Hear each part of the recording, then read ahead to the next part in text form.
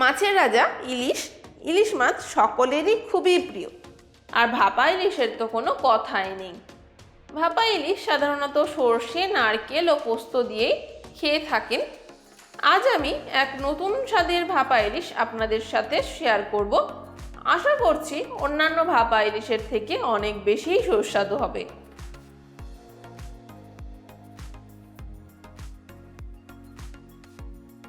তাহলে আসুন রেসিপিটি শুরু করি। শুরু করার আগে একটা রিকোয়েস্ট, প্লিজ আমার চ্যানেলটি সাবস্ক্রাইব করবেন।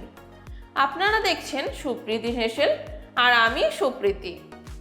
বাজার থেকে 500 ওজনের একটা ইলিশ মাছ নিয়ে চলে এসেছি ভাপা ইলিশ বানানোর জন্য। ভাপা ইলিশ মানে সর্ষে তো লাগবেই, তাই একটা মিক্সিং জারে 4 চা চামচ কালো সর্ষে নিয়েছি। আপনারা কালো সর্ষের বদলে সাদা সর্ষেও নিতে পারেন, কোনো অসুবিধে নেই, কিন্তু কালো সর্ষের টেস্টটা বেশি হয়। আর 2টো কাঁচা লাল লঙ্কা ও সামান্য লবণ অর্থাৎ হাফ চা চামচ লবণ দিয়ে একটা ঘন পেস্ট তৈরি করে নেব। এবার সামান্য জল দিয়ে পেস্টটাকে একটু পাতলা করে নিচ্ছি। লবণ দিয়ে পেস্ট করলে সর্ষে তেতো হয় না। আপনারা শিলেই বাটুন বা মিক্সিতেই বাটুন, সামান্য লবণ দিয়ে পেস্ট করবেন, তাহলে সর্ষে কিন্তু তেতো হবে না। পেস্টটা তৈরি হয়ে গেছে। এখন একটা ছাঁকনি দিয়ে অল্প অল্প করে ছেঁকে নেব। অনেক সময় সর্ষে খেলে ওটা হজম হতে কষ্ট হয়, অনেকেরই সমস্যা হয়। যদি পেস্টটাকে ছেঁকে নেন তাহলে কোনোই সমস্যা হবে না।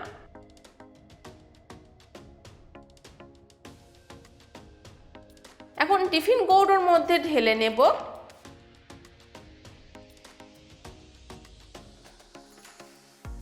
আর এর মধ্যে হাফ চা চামচ লবণ ও হাফ চা চামচ হলুদ গুঁড়ো দিয়ে দিচ্ছি। আমি সর্ষে পেস্ট করার সময় হাফ চা চামচ দিয়েছিলাম।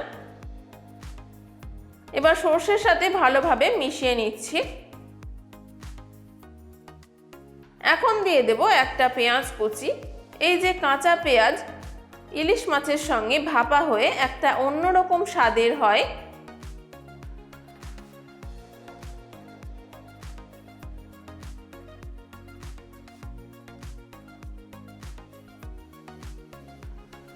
এখন মাছগুলো দিয়ে ভালো করে পেস্ট মাখিয়ে নিচ্ছি। টিফিন কৌটোর মধ্যে 4 পিস মাছ ভালোভাবে ধরবে, তাই 4 পিসই দিচ্ছি। আর এর ওপরে দিলে ভেঙে যাওয়ার সম্ভাবনা থাকে।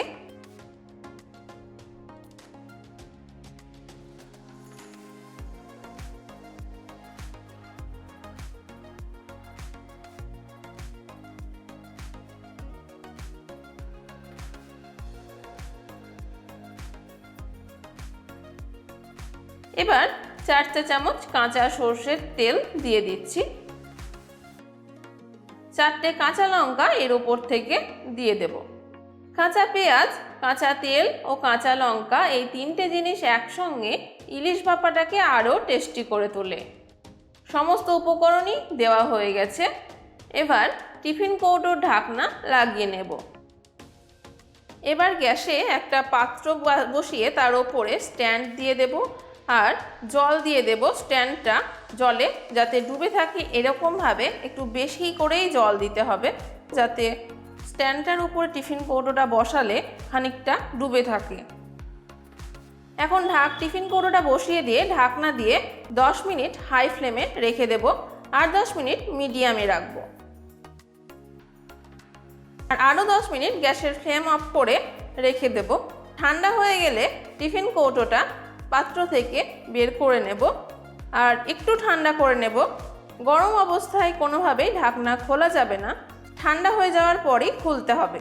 কৌটোটাকে গরম অবস্থায় তাড়াহুড়ো করে বাড়ি মারলে অনেক সময় মাছগুলো ভেঙে যায়, তখন ভাপা ইলিশ আর থাকবে না, ইলিশ মাছের ঘন্ট হয়ে যাবে।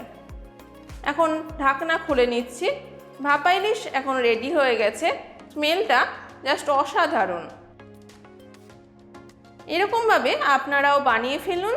আর ভিডিওটি ভালো লাগলে লাইক করুন ও বন্ধুদের সাথে শেয়ার করতে ভুলবেন না।